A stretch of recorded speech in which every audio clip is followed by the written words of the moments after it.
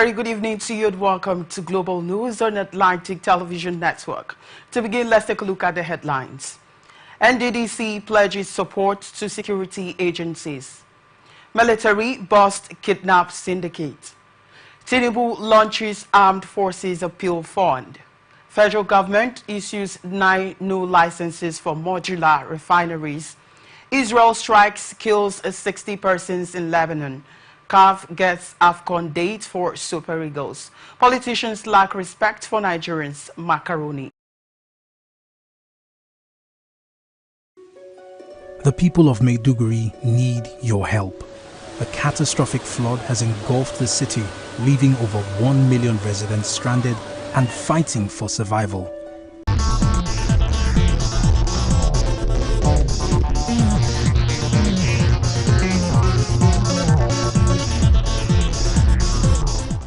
And now on the news in details.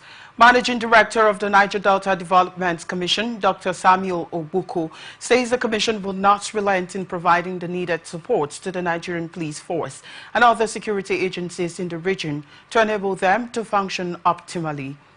Obuku, who disclosed these when the Commissioner of Police, Mr. Bala Mohammed, recently redeployed to Rivers State, paid him a courtesy visit at the Commission's headquarters in Port Harcourt. A statement issued on Tuesday by the Director of Corporate Affairs, NDDC, Saladi Thompson Wakama, said despite the Commission's recent donation of operational vehicles and communication gadgets to the Rivers State Police Command, a contract award for supplying solar lights to the 9 Police State Command headquarters in the region will soon be concluded. The NDDC boss commended the Rivers State Commissioner of Police for his good track record and achievements, as well as the Police Command's successes in fighting crime, as well as minimizing the number of kidnappings and other criminal activities in the state. Earlier, the Rivers State Commissioner of Police said he was at the Commission headquarters on a familiarization visit and to seek the support of the NDDC in fighting crime and criminality in the state, and also underscored the importance of community policing, adding that the interface with NDDC would promote a healthy synergy in security and intelligence gathering, and urged the public not to hesitate to report police misconduct to his office for disciplinary action. Kidnappers of Reverend Father Thomas Oyode, a Catholic priest and rector of Immaculate Conception Minor Seminary School, Ivanopodi in Agbena Bode, Esako East Local Government of Edo State, have demanded a ransom of 200 million naira. This is coming after the Catholic priest was abducted on Sunday at about 7 p.m. at a seminary school, where Oyode told the abductors to take him in place of the 2 students of the institution they had kidnapped. And the kidnappers had made contact with the Catholic Diocese of Auchi, led by Bishop Gabriel Dunia, on Monday evening, demanding the 200 million naira ransom. According to the source, the kidnappers contacted the Auchi Catholic Diocese on Monday evening and asked them to pay 200 million naira if they wanted the kidnappers to release the abducted priest. When contacted, Reverend Father Peter Eguilewa, Director of Communications of the Catholic Diocese of Auchi, confirmed the demand for the 200 million naira ransom. Outgoing Edo State Governor Godwin Obaseki has expressed optimism that some of his administration's reforms will outlive the incoming government. Obaseki, whose second and last tenure would expire on November 11th, expressed the optimism in Lagos about the continuity of some of his reforms after his administration that his government.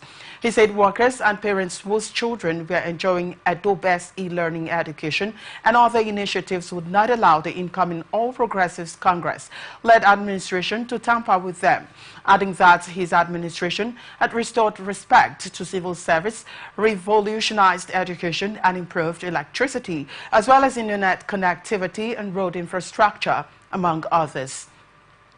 According to him, the role of government was to provide infrastructure and to create an enabling environment for citizens to do what they need to do with a robust partnership with the private sector.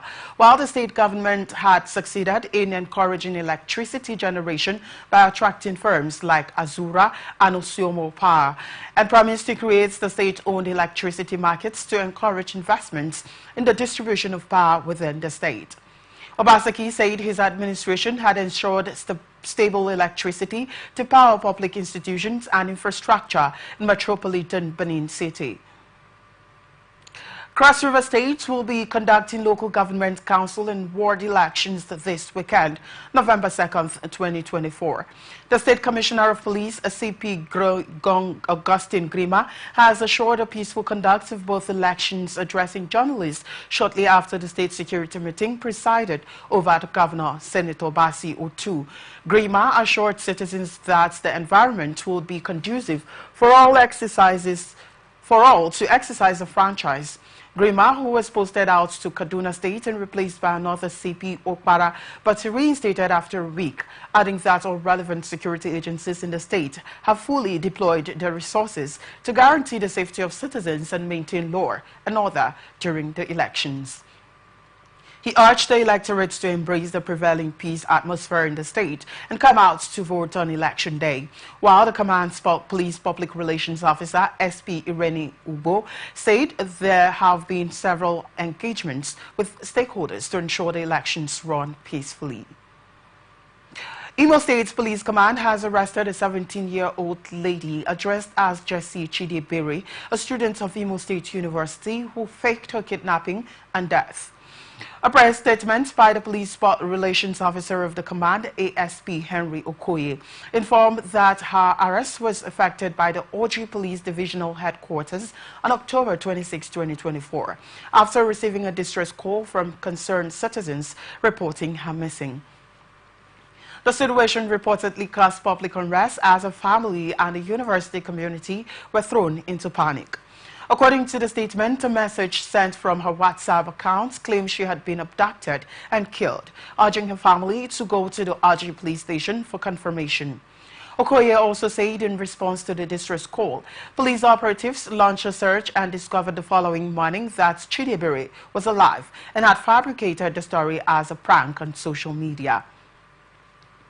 The police spokesperson further informed that an investigation is ongoing to ascertain her motives for such mischief and assured she would certainly face prosecution, while the Commissioner of Police, Imo State Command, CP Aboki Donjuma, in his reaction to the development expressed concern over the act, describing it as irresponsible behavior which wasted valuable resources and caused public panic, and urged parents to caution their children against engaging in dangerous pranks and spreading misinformation, stressing that the command remains committed to combating misinformation and to ensure a safe environment for all and sundry in the state.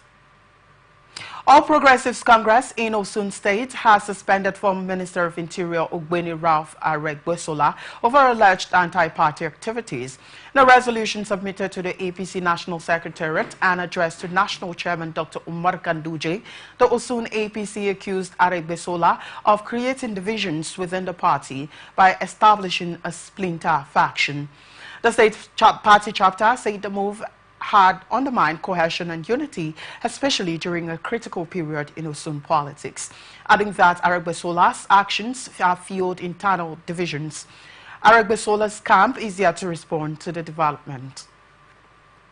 National Chairman of the All Progressives Congress, Abdullahi Ganduje, has inaugurated a 305-member National Campaign Council for the November 16th governorship election in Ondo State. The council is headed by the Lagos State Governor, Babajide Sanwo-Olu, with KB State Governor Nasir Idris as Deputy Chairman 1 and Cross River State Governor Basi Otu as Deputy Chairman 2, while former Deputy Senate President Ovie Omo Agege is the Secretary of the council. Speaking at the inauguration at the Dome, Akure Ganduje said the party was poised to claim all the 6 states of the zone, adding that Southwest would soon be controlled totally by the ruling APC, and the party would empower its members to triumph in the Ondo governorship pool.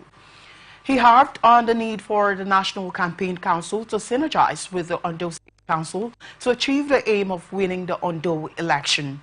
Ondo State Governor and candidate of the party in the election, Lucky Aiyedatiwa, said the inauguration of the campaign council was a big boost and a huge addition to the winning resolve of the party in the November election.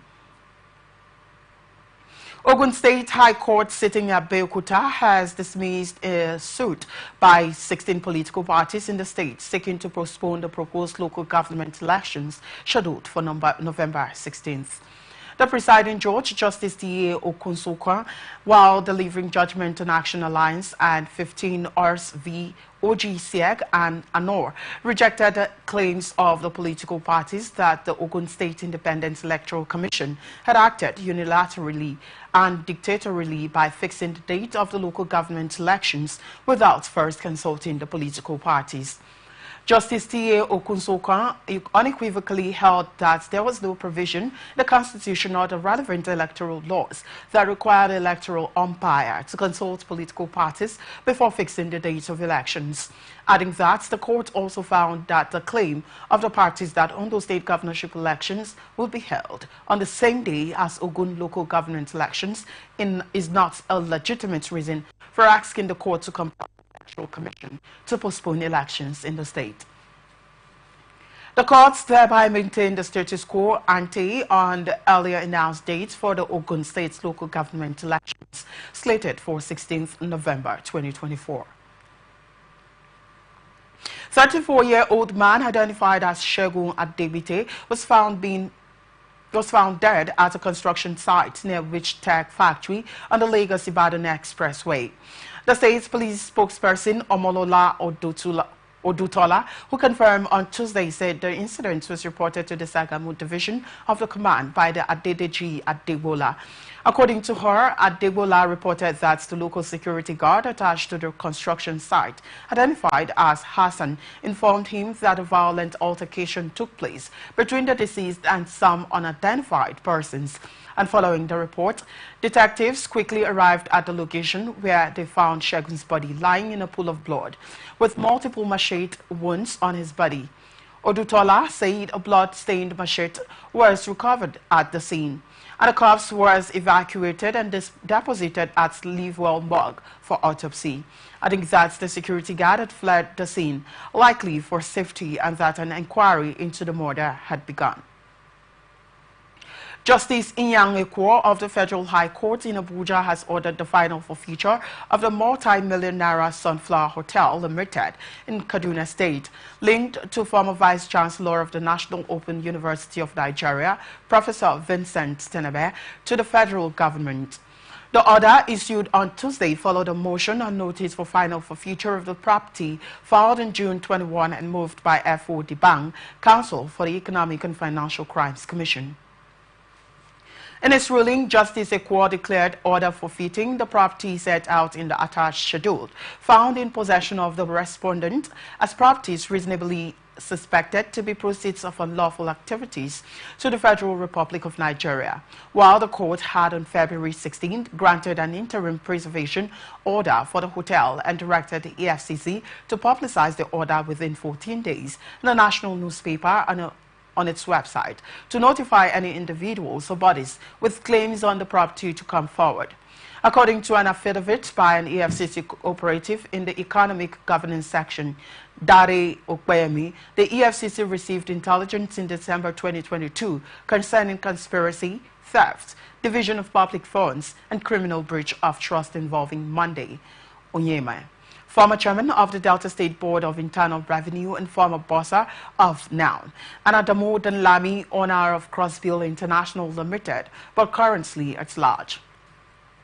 The investigation revealed that Onyeme, while serving as NOUN bossa, conspired with other staff to divert funds to companies where he held interests, with Crossbill International Limited receiving a significant share of these diverted funds, and further uncovered that Crossbill International Limited, using funds misappropriated from NOUN, transferred money to various entities including Wanon Investments Limited, Tanadi Limited, Namutain Foundation, and Sunflower Hotel Limited. Troops of the 6th Brigade Nigerian Army Jalingo in Taraba State bust a kidnap syndicate and arrested 3 suspects in a targeted operation to curb criminal activities in the state. A statement by the Acting Assistant Director, 6th Brigade Army Republic Relations, Captain Olubo Dunde Oni, said the troops from the 6th Brigade and Sector 3 Operation Well Struck during the operation successfully dismantled the notorious kidnapping syndicates that had been terrorizing Jalingo and Lao local government areas. According to the statements to journalists in Jalingo on Tuesday, the troops acting on credible intelligence first apprehended two suspects, Ali Idi and Haruna Umar, on October 22, 2024, during a raid on a hotel in the Mayo Dasa area of Jalingo, and after a search of their mobile phones, uncovered incriminating evidence, including a photograph of Haruna holding an AK-47 rifle alongside an unidentified accomplice. The statement quoted the commander of the 6th Brigade, Brigadier General Kingsley Uwa, as lauding the people of Taraba State for their ongoing support and stressed the military's commitment to combating terrorism in the country. Kano State Police Command has made a significant breakthrough in its fight against thuggery after arresting the notorious thug identified as Inuwa Zakari, also known as Gondura, alongside 14 other suspected criminals. The command spokesperson SP Abdullahi Haruna, who confirmed the arrest via a press statement in Kano, said the suspect was wanted for terrorizing the metropolis and was also identified as the assailant who attacked a vigilance group commander, inflicting life-threatening injuries and damaging a police vehicle. The arrests were made during clearance operations conducted between 25 and 27 October 2024, following directives from the State Commissioner of Police, Salman Dogo Garba, to launch aggressive action against thuggery. The suspects are currently undergoing investigation at the Command's Criminal Investigation Department and upon completion will be charged in court to face the full extent of the law, while the Commissioner of Police expressed appreciation for the public's continued support and cooperation and urged everyone to report suspicious activities to the nearest police station. Kano State Governor Abba Yusuf has approved new minimum wage of 71,000 naira for civil servants in the state. A statement posted on his Facebook page, Yusuf said the decision is in line with his administration's commitment to social justice and the improvement of living standards for workers. The governor said the new minimum wage, which will take effect from November, would increase the state's monthly salary obligations by 6 billion naira at the state level and 7 billion naira for the local government councils. Independent Corrupt Practices and Other Related Offences Commission has returned an ambulance to the Yabo community in Sokoto State following its recovery during the Commission's Constituency and Executive Projects Tracking Initiative. ICPC National Commissioner for Sokoto, KB and Zamfara States, Garba Tukur Idris, presented the vehicle to the chairman of Yabo local government area on Tuesday in Sokoto. Tukur Idris said the ambulance was originally part of a health clinic project initiated by former Yabo Shagari Federal Constituency Representative Abubakar Dambo Kari, but was discovered during the ICPC tracking exercise at the lawmaker's residence.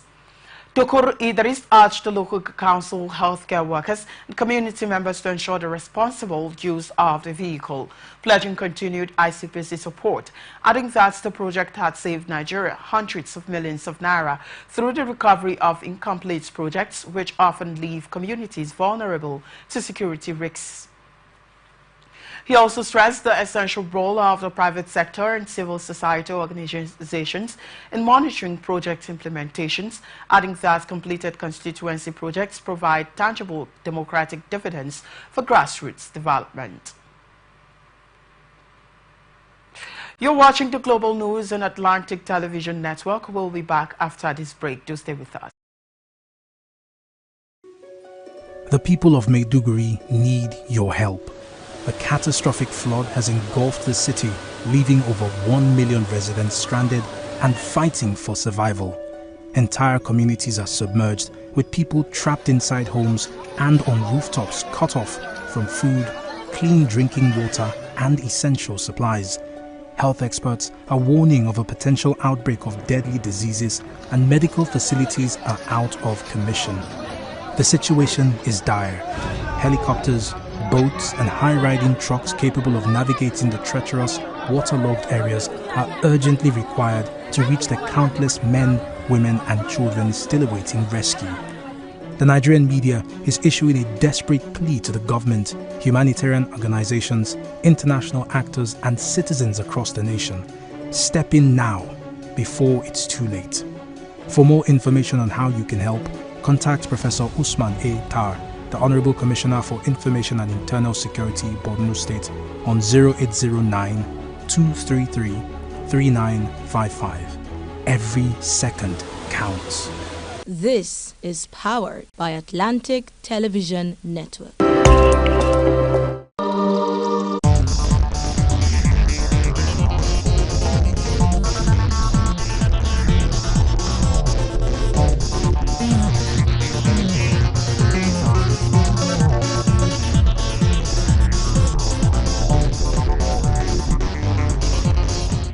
Welcome back. This is the Global News in Atlantic Television Network. Now to the rest of our stories.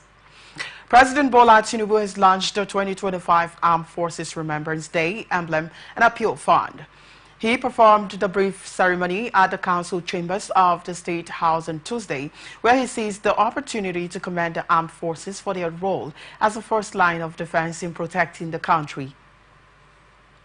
The president specifically highlighted the roles played by the military in combating all threats to national security, adding that it will be impossible to promote peace and development without security, and commended the patriotic commitment of the armed forces to Nigeria's unity, stability as well as progress to remain invaluable.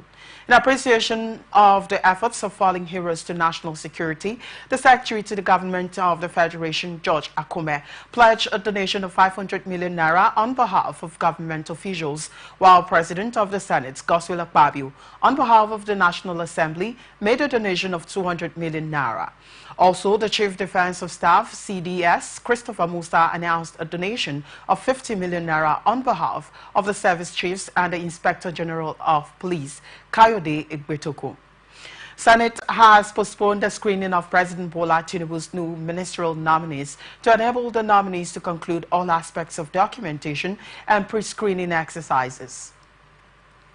The screening exercise was initially scheduled to hold on Tuesday, but the Red Chamber of the National Assembly said the exercise has now been shifted to Wednesday, and this is coming after President Bola Tinubu last Wednesday sacked 5 ministers and nominated 7 new ones, who are awaiting Senate confirmation. Tinubu also reassigned 10 ministers to new ministerial portfolios. The president nominated Bianca Odumegu Ojukwu as the Minister of State Foreign Affairs, while Nentawa Yelwatda was designated as the Minister of Humanitarian Affairs and Poverty Reduction, officially bringing an end to the tenure of the suspended Beta Edu. Others nominated by the president were Maigari Dangyadi as the Minister of Labour and Employment, Jumoke Oduwole as the Minister of Industry, Idi Maiha as Minister for the newly created Livestock Development Ministry, Yusuf Atta as the Minister of State, Housing and Urban Development, and Suwaiba Ahmed as Minister of State Education. Senate has approved a request by President Bola Tinubu to refund a total of 24 billion naira to KB and Nasarawa states for executing airports projects on behalf of the federal government. The approval was sequel to the presentation of a report by the chairman on local and foreign debts, Senator Manu Haruna, while President Bola Tinubu had asked the Red Chamber to approve 15 billion naira for KB and 9 billion naira for Nasarawa in May 2024, including airports, safety of aircrafts and carriage of passengers and goods by air that are managed by the federal government in line with the second schedule of the Constitution. There was no objection to the president's request, and while supporting the committee chairman, Senator Aminu Abbas said the request should be approved because of how important the infrastructure is to the development and insecurity. The request was approved after it was put to a voice vote by the Deputy Senate President Barau Jibrin, who presided over the plenary. In response to the ongoing insurgency disrupting power supply in northern Nigeria, Deputy Senate President Barau Jibrin has confirmed that security agencies are preparing to take decisive action against insurgents hindering the repair of critical power lines. This initiative follows reports from the Transmission Company of Nigeria about widespread outages affecting the northeast, northwest, and parts of north-central of Nigeria due to vandalism of transmission lines, particularly the Shiroro-Kaduna line. This is coming after Nafisatu Ali, Executive Director and Independent System Operator, had said the Shiroro-Kaduna transmission line, which supplies power to northern Nigeria, was vandalized by insurgents. Correspondent Rotimi Adewiyi reports that Deputy Senate President on the floor of the Senate on Tuesday said the Office of the National Security Advisor is on top of the issue. The Secretary of Senate is concerned about the lack of electricity supply in the northern part of this country.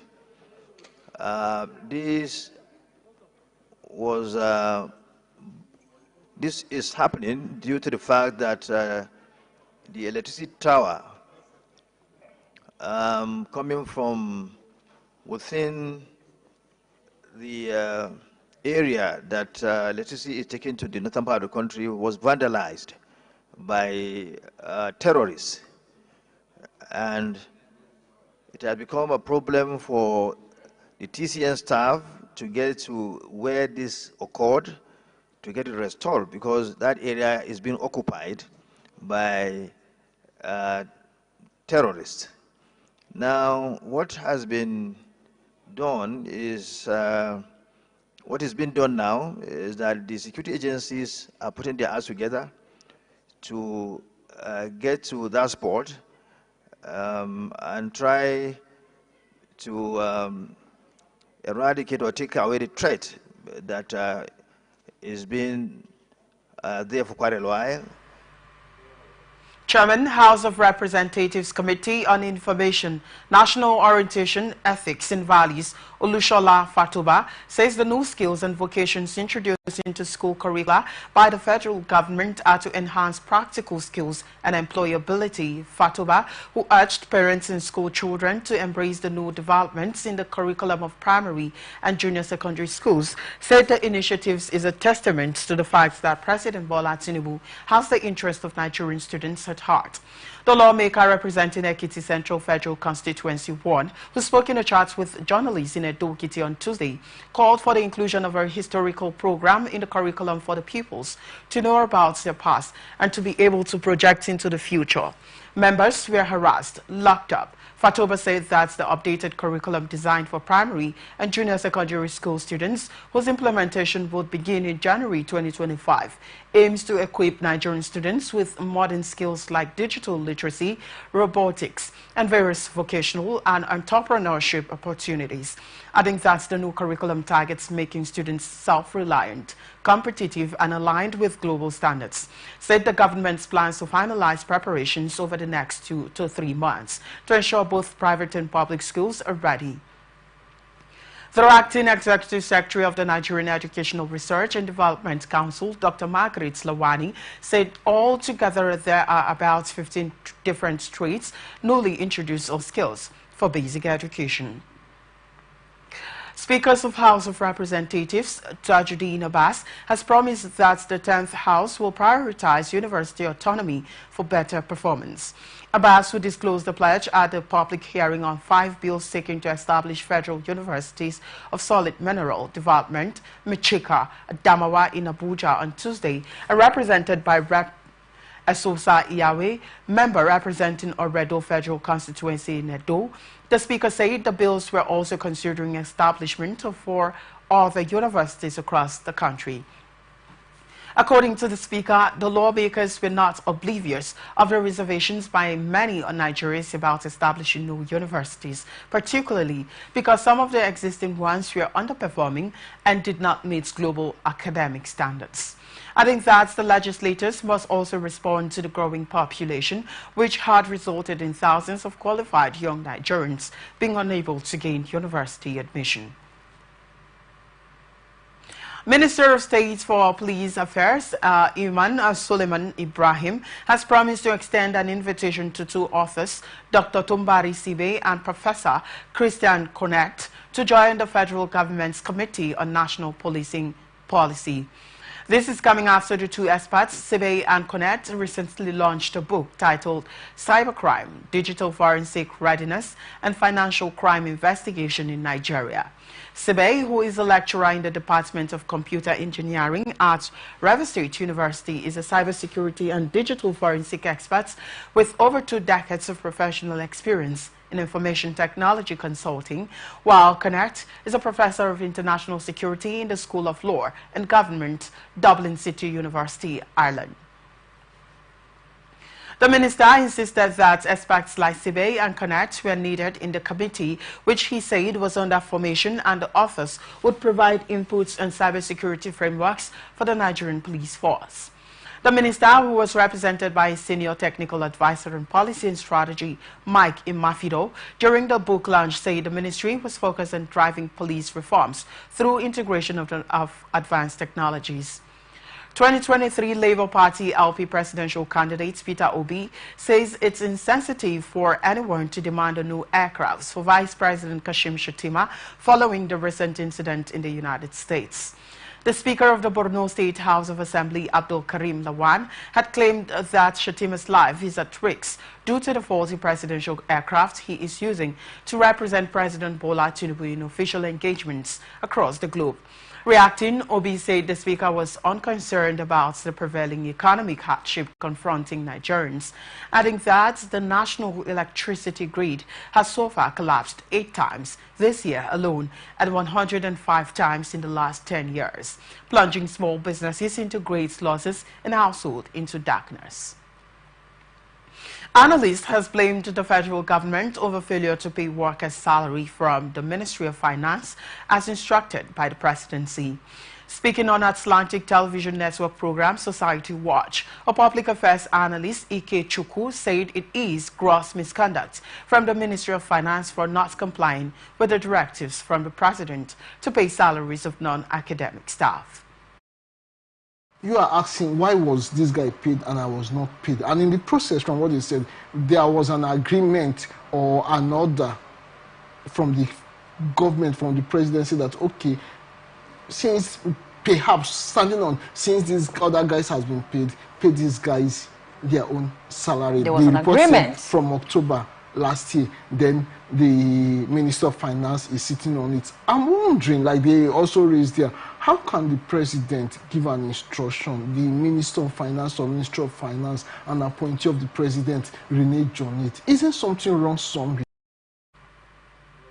Ikechukwu also advised the government to avoid the danger of academic risks in tertiary institutions across the country.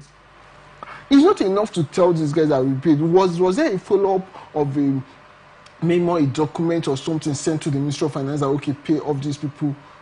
I mean, instead of even discussing with this guy now, it is the government that should feel embarrassed that I gave another arm of government refused to implement it. They should call themselves in and ask them. Because this issue of strike, for crying out loud, is because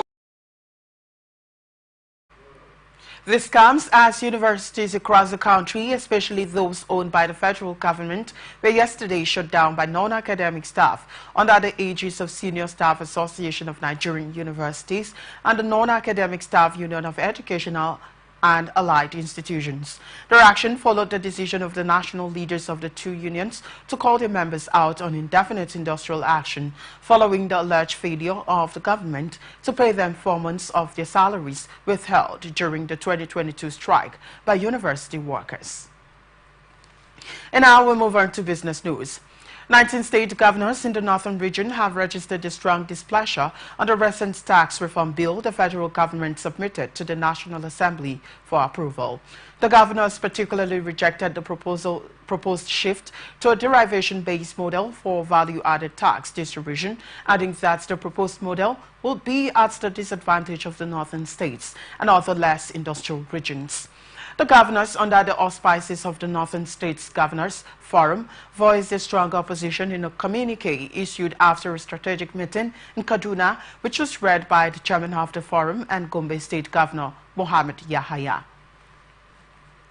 The meeting included Northern traditional rulers, the Chief of Defense Staff, General Christopher Musa, and other key stakeholders, and the latest developments comes amid multiple debates surrounding resources control and the distribution of value-added tax revenue among states.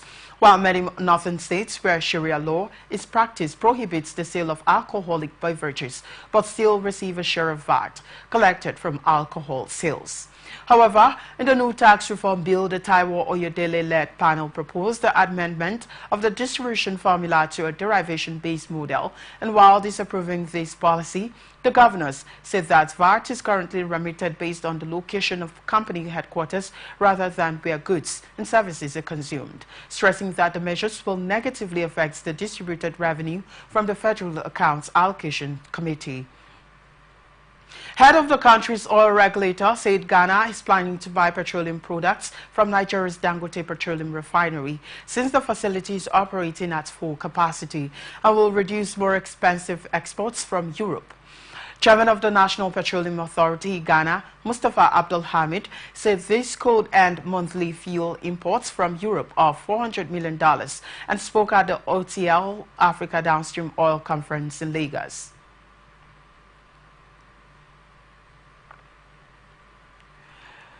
The $20 billion Lekki-based Dangote refinery commenced the release of premium motor spirit, popularly called petrol, into the Nigerian market on September 15, 2024. And despite the development, marketers of the product in Nigeria have since commenced the importation of PMS in hundreds of millions of liters, following the total deregulation of the downstream oil sector in Nigeria by the federal government. However, the Ghanaian Petroleum Authority official said his country might start importing fuel from the Nigerian refinery, while the Dangote refinery built by Nigerian billionaire Aliko Dangote is expected to operate at near full capacity at the end of the year, and analysts believe it could be fully operational in the first quarter of 2025.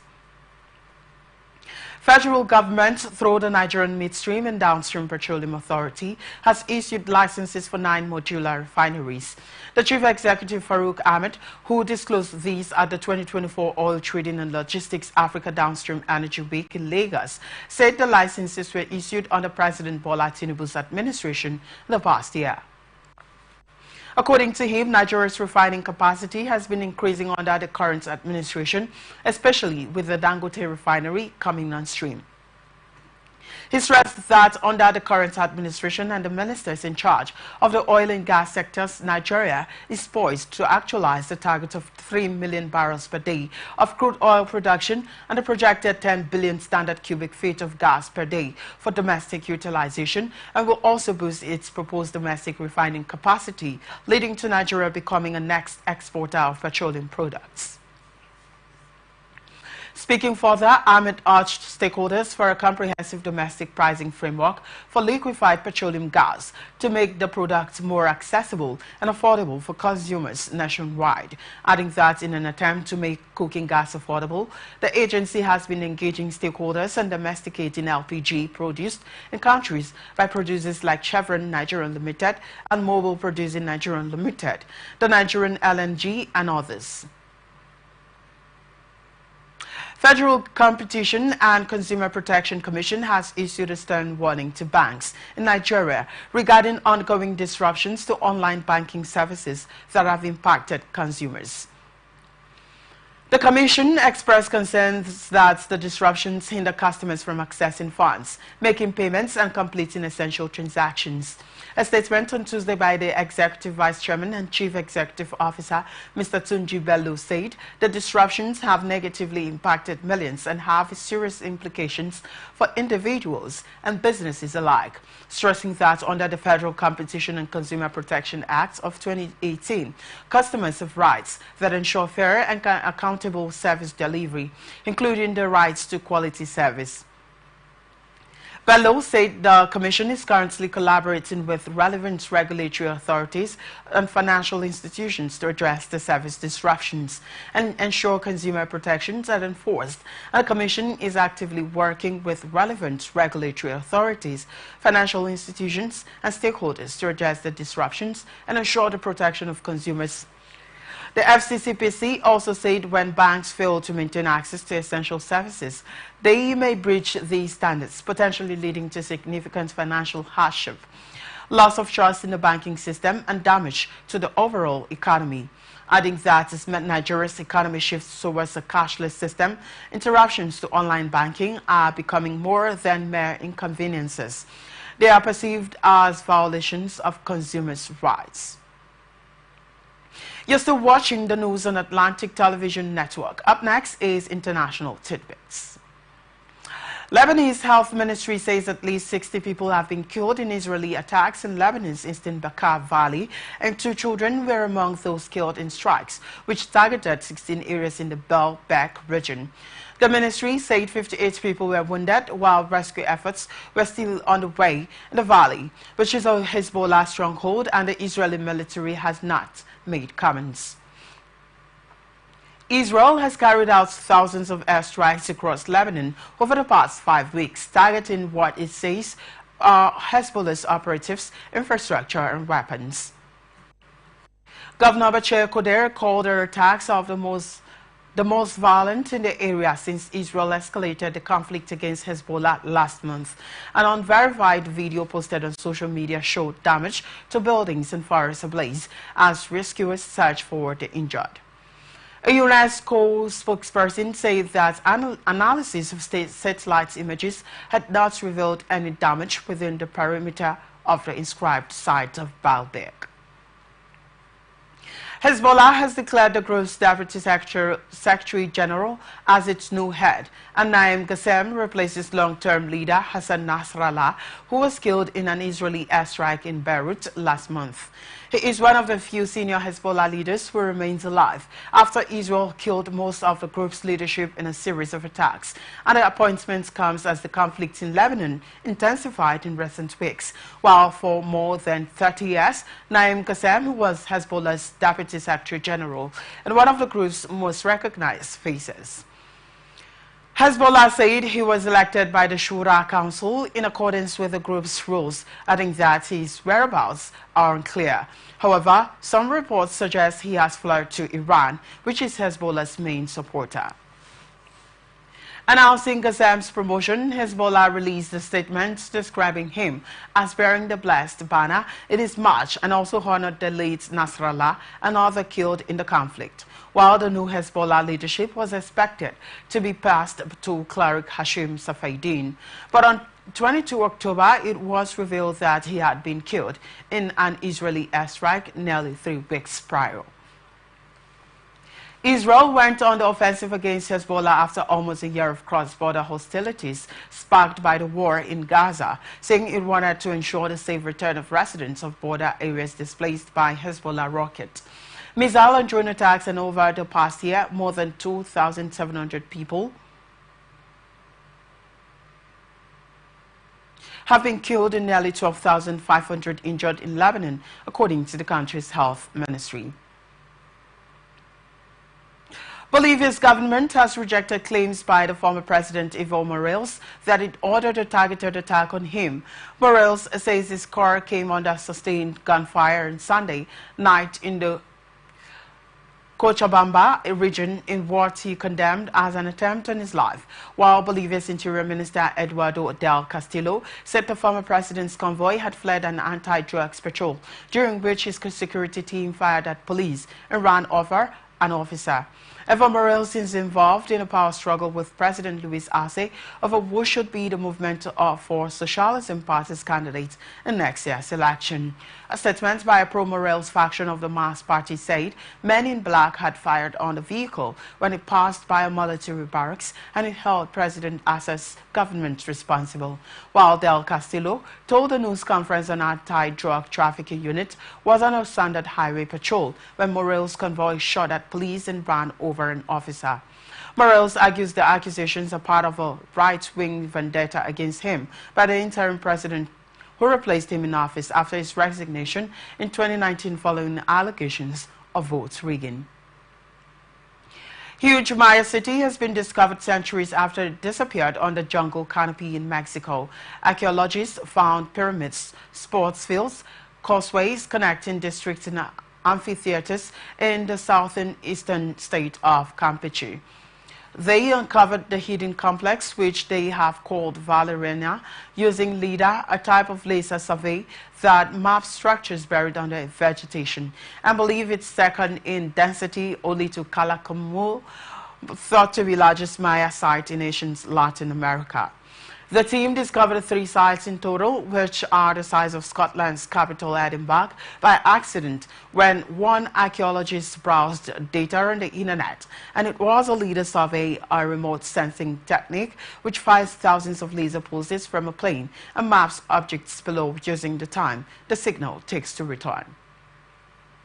It also had a court where people would have played an ancient ball game, as well as evidence of a reservoir, indicating that people used the landscape to support a large population, while in total, Mr. Auld, Thomas and Professor Canuto surveyed 3 different sites in the jungle and found 6,764 buildings of various sizes. Russia's defense ministry says its forces had captured the eastern Ukrainian town of Selidov as Moscow's troops advanced closer to the key logistics hub of Pokrovsk.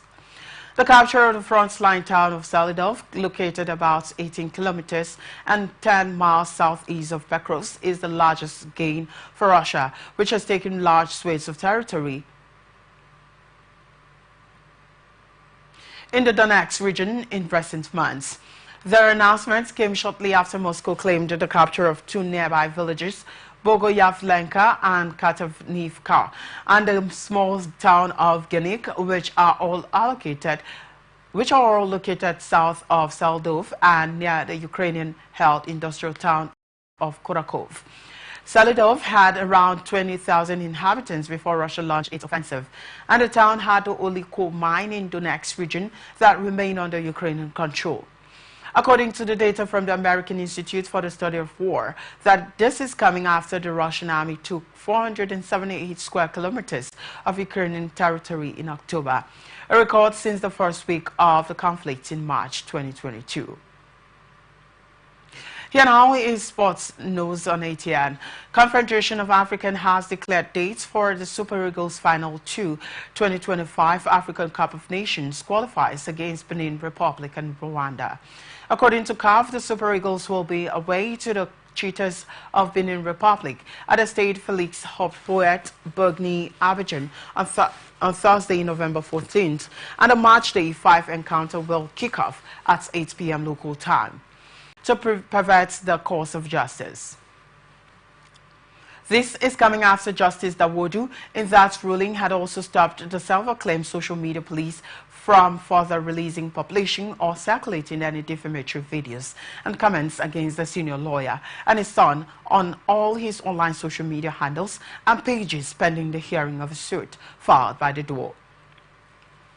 In 2 separate motions on notice filed before the court, Very Dark Man sought an order from the court to extend the time to seek leave to appeal the court's ruling, and in a motion based on 7 grounds and dated October 18th, Very Dark Man argued that the court order was based solely on the respondent's affidavit and being an interlocutory order.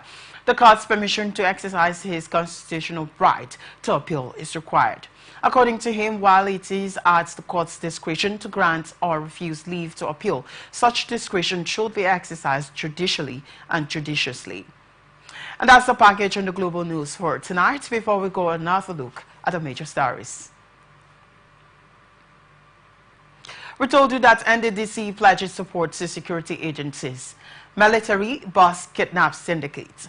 Tinubu launches Armed Forces Appeal Fund. Federal government issues 9 licenses for modular refineries